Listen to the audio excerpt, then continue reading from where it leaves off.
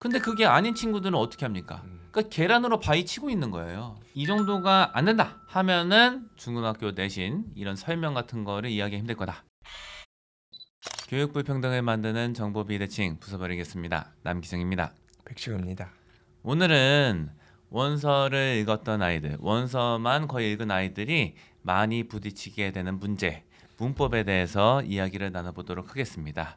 뭐 문법을 해야 된다, 말해야 된다, 뭐 이분법적인 게 아니라 원서 중심으로 읽었던 아이들이 현실적으로 겪게 되는 문제들이 무엇이며 이거에 대한 해결책이 어떤 것이 될지에 대해서 저희들의 생각을 나눠보도록 하겠습니다. 아이들을 보면은 원서를 많이 읽어가지고 영어 실력은 꽤 좋거든요. 그런데 이제 중학교에 가서 고생하는 걸 보고 좀 마음이 아플 때가 많아요.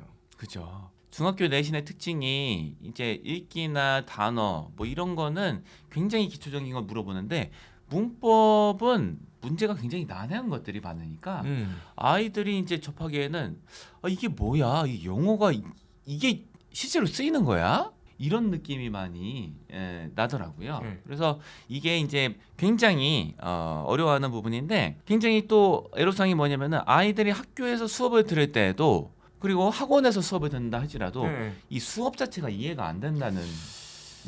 그쵸.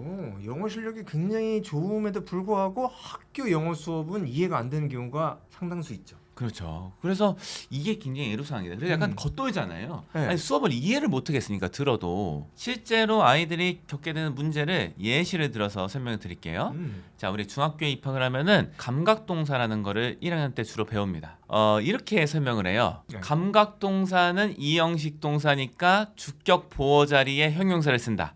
이게 설명인데 학생들이 듣는다 혹은 써 있는 걸 읽는다 하면은 나는 이게 저기 뭔지 잘 몰라갖고 설명을 읽었는데 혹은 들었는데 설명이 더 이해하기 힘들어. 제가 이해가 안 되는 건 뭐냐면은 초등학교 교과 과정에도 이걸 설명해 주는 게 없거든요. 이형식 동사가 뭔지 그리고 뭐 주격 보어가 뭔지 형용사가 뭔지를 뭐 설명을 한 번 정도는 해줄 수 있겠는데 한두 번 해줄 수 있겠는데 이거를 훈련하는 그런 게 없어요. 그리고 문장 형식은 아예 없을 거예요. 교과 과정에 초등학교 때. 중학교 때에도 이 교과서에는 이런 게 없어요. 네. 근데 수업은 다 이걸 전제로 하고 이루어지니까 아이들이 진짜 돌아버리겠다. 그리고 저 어려운 문제는 다 여기 근거돼 있어요. 요새도 여기 대치동 근방에서도 아직도 이런 게 문제가 나와요. 내신 문제인데 이 한글 뜻에 해당하는 영어 문장을 쓰는데 반드시 오형식 문장으로 써라. 이게 문제예요. 이게 근래에 나왔던 문제예요. 그러면은 뭐야 이게 오형식이 뭐야? 정말 당황스럽죠. 뭐 많은 분들이 뭐 이렇게 생각할 수 있을 거예요. 이거 학교에서 알려주지 않냐? 학원에서도 알려주지 않냐? 알려주기는 하는데 어떻게 알려주냐? 개념 정의를 알려준다니까요. 수학을 배운다 쳐요. 더하기는 더하는 거야. 빼기는 빼는 거야. 이거 알려주면은 이거를 개념을 숙지할 수 있습니까? 못해요. 그런데 지금 이 교육계의 관행적인 문제가 뭐냐면은 개념 정리를 전달했기 때문에 설명을 했기 때문에 숙지를 못한 건 너희의 탓이다. 이거거든요. 이거를 숙지하는 친구들은 확률이 10%가 안 돼요. 5%도 안 될 거예요.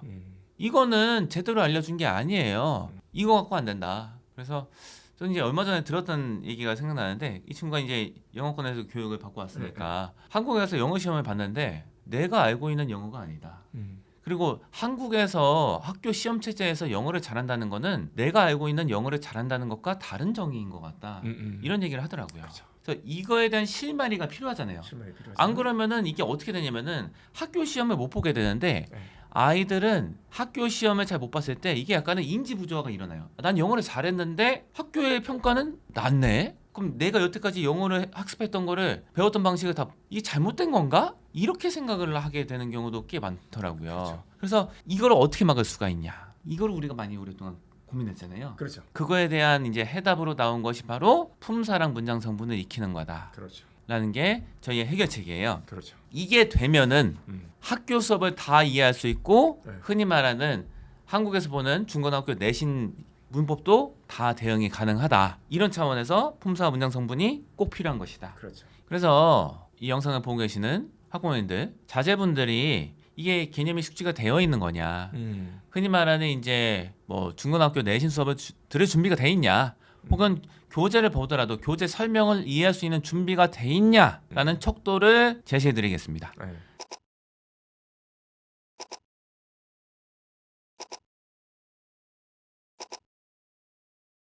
그래서 이제 품사를 보면은 동사 그리고 형용사 그리고 명사 그리고 전치사를 고르는 거예요. 그래서 20문제 중에 한두 개 정도 실수할 수 있으니까 18개 즉 90점 이상 맞는다. 그러면은 품사는 아는 거예요.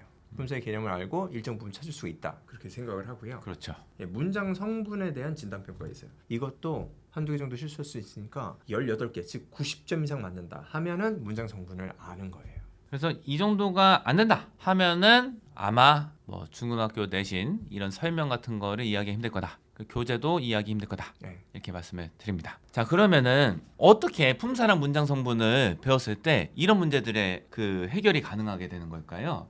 첫 번째로는 이제 학교 수업이라든가 이제 문법책의 설명 자체가 품사랑 문장 구성 요소로 만들어져 있다고 보시면 돼요.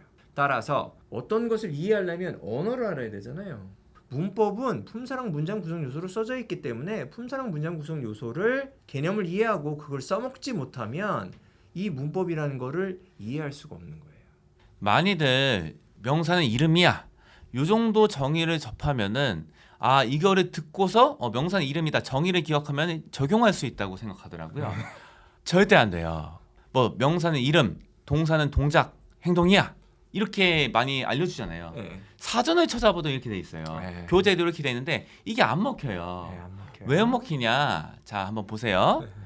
액션이라는 말이 있어요. 네. 액션은 행동, 동작이라는 뜻이에요. 행동 동작이네. 예. 그러면 이게 그 정의에 따르면 뭐죠? 행동이나 동작이 행동 동작을 나타내니까 이거는 동사여야 되는데 그렇죠. 액션은 명사예요.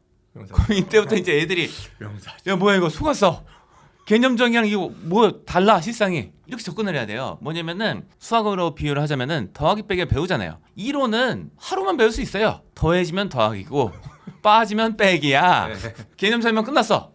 적용해. 이게 우리나라 지금 교육 체제예요. 그렇죠. 영어 문법에 비유하자면은 그렇죠. 개념 정의를 알면 이게 바로 적용될 거라고 생각하는 거예요. 네. 이거 전제로 하고 네. 수업이나 체제가 다 이루어져 있어요. 네. 근데 실제로 더하기 빼기를 숙달을 하려면은 네. 적어도 몇 달은 연습을 해야 되잖아요. 그렇죠. 실제 이제 그 계산해서 이거를 대입해보고 네. 적용하는 훈련을 많은 시간 동안 하고 이 시행착오를 많이 겪으면서 이게 숙달이 되는 건데, 그러니까 학습에서 학은 있는데 습이 없다 이거예요. 그렇죠. 그래서 이걸 어떻게 해결을 하냐? 네. 품사 문장선문 개념을 숙달하려면 어떻게 해야 되냐? 말 그대로 적용을 많이 해봐야 되는 거죠. 네네. 적용을. 네. 그냥 개념 정의에서 끝나는 게 아니라 자기가 읽어서 이해가 가능한 문장에 쓰인 단어들이 있잖아요. 네. 이 단어는 어떤 품사고 이 단어는 어떤 품사고 이걸 하나씩 확인해보는, 그리고 이게 실제로 맞는지 체킹을 하고 그 다음에 안 맞으면은 어떤 원리에 입각해서 이게 안 맞는 건지 다시 한번 곱씹는 과정이 필요하다. 네. 이게 품사랑 문장 성분을 숙지하는 방법이다. 그렇죠. 이게 되면은 아까 말씀드렸던 감각동사에 대한 설명. 감각동사는 이형식 동사이기 때문에 주격보로 형용사가 쓰여야 된다라는 말이 비로소 의미로 와닿게 되는 거예요. 이게 숙달이 안 된 친구들은 이게 의미로 와닿지 않고 그냥 뜬구름 잡는 소리, 여기서 끝나게 되는 거거든요. 그래서 겉돌다가 나는 문법은 못해, 문법은 이상해, 이러다가 중고등학교 내신이 이제 많이 날려먹게 되는 거거든요. 네. 그리고 사실은 네.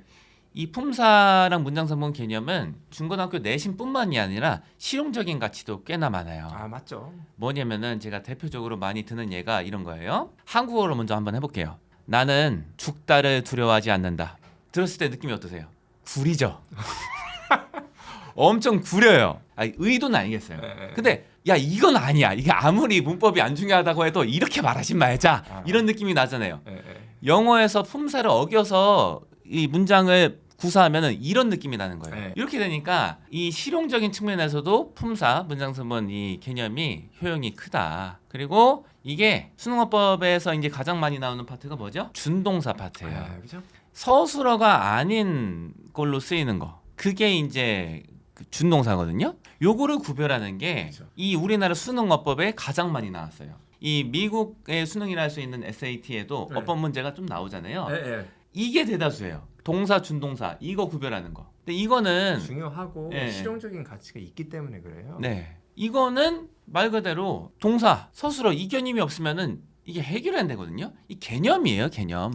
그리고 이제 원서를 많이 공부한 아이들, 이제 부모님들 중에 이런 말씀을 하시는 경우가 있죠. 해석이 이상하게 한다. 또는 뜻을 잘못 이해하는 것 같다. 이렇게 말씀하시는 경우 있는데 저는 이 품사랑 문장 구성 요소 개념을 잘 이해하는 학생들은 그런 빈도가 확 떨어지게 돼요. 왜냐하면 문장 자체를 분석하고 문장의 뜻을 명확하게 이해하는 도구이기 때문에 그래요. 그리고 아이들이 거꾸로 읽는 게 아니라 글을 쓸 때도 명확하게 문법에 맞고 뜻에 맞고 이치에 맞게 쓸 수 있도록 도와주는 기초를 깔아주는 개념이라고 보시면 됩니다. 따라서 그냥 중학교 문법을 하기 위해서 하는 것이 아니라 영어 실력 자체를 향상시킬 수 있고 향상시키다 보니까 중학교 문법도 잘할 수 있다. 저는 이렇게 아이들한테 얘기를 하죠. 뭐 또 구문 얘기도 한번 해보면 좋을 것 같은데 구문이 뭐냐 사람들이 말하는 구문이 뭐야 구문이 중요하다 하는데 고학년 올라가면은 구문이 뭐냐면은 문장 성분을 문장 내에서 정확하게 파악할 수가 있냐 이게 구문이에요. 네. 문장 성분 단위로 의미를 정확하게 받아들일 수가 있냐 이게 구문이거든요. 네. 그래서 사실은 이것도 결국에는 품사 문장 성분의 한 일환이다. 네. 이렇게 이해를 하시면 돼요. 일반적으로 구문이라고 하면 정확히 해석하는 법을 배운다고 알고 계신데 그 정확한 해석을 하기 위해서는 문장에 나오는 각각의 단어의 역할과 그리고 문장을 여러 덩이를 쪼개서 그 덩이의 목적, 이유, 문장 속에서 그것을 알아야 돼요. 근데 제가 지금 말씀드린 게 품사하고 문장 구성 요소에 대한 이야기입니다. 따라서 품사와 문장 구성 요소를 잘 하면 구문을 일반적으로 잘 하죠. 그런데 저희가 아주 오랜 시간 동안 문제의식을 느꼈던 게 뭐냐면은 네. 이거를 연습을 하고 싶잖아요. 실제 단어 문장을 보고서 네. 여기 쓰여있는 문장이 문장 성분으로 분석했을 때 어떻게 이루어진 거지? 네. 혹은 여기 쓰인 문장에 쓰인 단어들이 어떤 품사지? 네. 이거를 확인하는 이거를 훈련할 수 있는 교재가 시중에 없었어요. 제가 알기로. 없어요. 네. 열심히 찾아봤거든요. 예, 예. 심지어는 품사책이라는 명칭을 갖고 있는 시중의 책도 찾아봤는데 그것도 사서 보니까 그걸 훈련하는 게 아니라 일반적인 문법책에는 거의 똑같더라고요. 네. 내용이. 그래서 아 이거는 필요하다 해서 저희가 어떻게 했죠? 집필을 했죠. 예, 책을 썼죠. 예. 오랜 시간 고민을 해서 네. 책을 쓴 거죠. 네. 그래서 이 품사랑 문장 성분을 문장 내에서 적용해보는 훈련. 우리 세대 옛날 세대로 치면은 산수책이 있고 산수 익힘책이 있었잖아요. 네. 산수 익힘에 해당하는 책을 저희가 집필을 한 거예요. 네. 이 책의 핵심은 뭐냐? 개념 정의도 뭐 중요하긴 한데 더 중요한 거는 훈련을 하는 거다. 그렇죠. 이 문장에서 품사랑 문장 성분을 적용할 수 있는지를 훈련하는 책이 바로 이 책이다. 네. 이렇게 말씀을 드리는 거예요. 그래서 이 교재의 의도는 이거다. 아이들이 뭐 문장을 좀 정상적으로 구사하게 하는 거. I'm not afraid of die. 난 죽다를 두려워하지 않는다가 아니라 I'm not afraid of death. 이렇게 난 죽음을 두려워하지 않는다. 정상적인 말을 구현하게 해주고 그리고 학교의 설명, 교재의 설명을 이해할 수 있게 해주는 아주 든든한 초석을 마련해 주자 하는 것이 이 교재의 집필 의도죠. 제가 이제 짐작하기로는 이 책이 이제 효용이 많이 클 것 같은 그룹은 초등학교 고학년 그룹이라고 생각을 합니다. 네. 그게 보편적으로 가장 이 수요에 맞는 그런 이제 대상일 거라고 보고요. 문법 기초가 약하다. 예를 들어서 이미 중고등학교 학생인데 네. 아니 학교 수업을 들으면은 뭔가 뜬구름 잡는 소리가 난다. 학교 수업이든 뭐 학원 수업이든 간에 문법 수업을 들었는데 이게 나한테 개념으로 와닿지가 않고 뭔가 뜬구름 잡는 소리 같아. 이게 뭐야 대체? 분명하지 않아. 이런 경우에는 효용이 크다. 그래서 우리 많이 사용하는 지표가 AR 지수 같은 거 많이 사용하잖아요. 네. AR 지수 몇 정도를 소화하면은 이 책을 봤을 때 무리가 전혀 없을까요? 1점대 또는 2점대 읽을 수 있는 학생들은 충분히 접근할 수가 있다. 이렇게 생각을 하고 뭐 교과서로 따지면은 중학교 1학년 교과서를 읽었는데 이해가 잘 된다. 어느 정도 이해가 된다. 그러면은 접근할 수 있는 영어 실력입니다. 그러면은 저희가 이제 이 책을 만들고 이걸 열심히 공부한다고 치면은 이게 어느 정도까지 그 품사랑 문장 구성 요소 훈련이 되는 거죠? 자, 읽기 기반이 네. 탄탄하다 네. 하면은 뭐 AR 한 4 정도 네. 이상의 수준이 나온다 네. 하면은 이 한 것만 보면은 그 이후로는 문법 설명을 따로 안 들어도 돼요. 왜냐면은 저도 이랬어요. 저도 품사랑 문장 성분을 익힌 다음에는 네. 문법 수업을 따로 들은 적이 없어요. 왜냐? 책을 보면 다 이해가 되는데 왜 굳이 저기 설명을 들어요? 훨씬 빨리 할 수 있는데. 그래서 많이 문법책을 공부할 필요가 없는 거죠. 그 상태에서는. 네네. 이런 그래서, 책 저런 책 할 필요가 없고 할 한 필요 권이면 한 권 두 권이면 끝나죠. 네. 그래서 읽어서 이해도가 좋은 친구들, 그거를 뭐 AI 한 4 정도로 보는 네. 거죠. 그 정도면은 이 한 권 보면은 그 다음에는 혼자 공부하면 된다. 아. 예, 문법 뭐 고급 문법 막 배우잖아요. 막 네. 중고등학교 때 네. 그런 것도 다 혼자 할 수 있어요. 혼자 책 봐도. 만약에 좀 읽기 기반이 그 정도까지는 아니다. 네. 하면은 이제서야 비로소 사람들이 그렇게 설명하던 문법 설명이 의미로 다가온다. 무슨 얘기인지 알 수 있는 거죠. 예. 네. 예전에는 이게 무슨 뜬구름 잡는 소리 이렇게 많이 해라고 느껴졌던 게 의미로 다가오기 시작할 거예요. 의미로 다가오게 되는 게 읽기 기반이 좀 덜한데 이 책을 한 권 정도 한 애들은 성취할 수 있는 수준이다. 지금 학원에서도 하고 계시잖아요. 네. 이 정도 양을 소화했을 때 학원에서 한 뭐 몇 개월 분량이 여기 뭐 들어가 있다든지. 저희가 학원에서 품사를 문장 선물을 하는데요. 이게 밤마다 좀 다르긴 한데 네네. 보통 이제 한 번 올 때마다 단어 한 20개 정도 하거든요. 그러니까 이게 너무 막 밀도 굉장히 높게 하는 게 아니라 가볍게 할 수 있는 거잖아요. 네. 20단어니까. 네. 20문장 아니에요. 20단어예요. 네, 20단. 그 정도로 했을 때 한 반년치 정도 분량이 책에 들어가 있다. 그죠. 이렇게 보시면 됩니다. 그래서 진짜 가볍게 일주일에 2번 정도 한 20단어씩 이렇게 훈련하고 싶다 하면은 반년 정도 걸릴 거예요. 네. 근데 그게 아니라 좀 더 밀도 높이고 싶다 하면은 높이는 만큼 빨리 정리할 수는 있겠죠. 그래서 저희가 이제 쓴 책, 네. 이 책, 품사랑 문장 구성 요소 배울 수 있는 책인데 어떻게 쓸 수가 있는 거죠? 소설책에 읽듯이 그냥 편하게 보면 돼요. 음. 그래서 이론 설명은 약간은 이야기하듯이 써놨거든요. 음. 원래 이제 문법서의 이제 좀 어려운 부분 중에 하나는 좀 딱딱해요 설명이. 이건 약간 이야기하듯이 써놨어요. 그래서 소설책 읽듯이 그냥 쓰시면 되고 이제 이게 항상 어려운 게 네. 어떻게 하면 더 쉽게 접근할 수 있게 할까? 네. 요거가 사실은 시간이 가장 많이 우리가 걸렸던 것 같아요. 네, 그래서 이제 약간 역지사지를 해가지고 네. 우리 이거를 배우는 이제 아이들 입장에서 좀 이해하기 쉽도록 이 생각을 하느라고 좀 고생을 많이 하고 썼습니다. 그렇습니다. 그래서 이 설명하는 부분은 약간 소설책 읽듯이 좀 읽어도 좀 이해가 갈 수 있도록 최대 노력을 했습니다. 그리고 행여나 이해가 좀 덜 되는 부분이 있어도 괜찮아요. 네. 그냥 문제를 풀면 돼요. 네. 왜냐면 문제가 단계적으로 돼 있어요. 네. 그래서 품사의 예를 들면은 단어부터 적용하는 거 연습하는 거예요. 네. 이것도 너무 어렵게 가면 힘드니까 네. 둘 중 하나 골라. 이게 이제 이- 시작이거든요. 이지선다. 예. 둘 중 하나 고르는 걸로 해서 네. 약간 그 다음에는 넘어가는 게 문장에 적용하는 식으로 넘어가는 거죠. 네. 아까 말씀드렸던 death랑 die 이런 거 구별하는 거를 문장에서 해보게 하는 네. 거죠.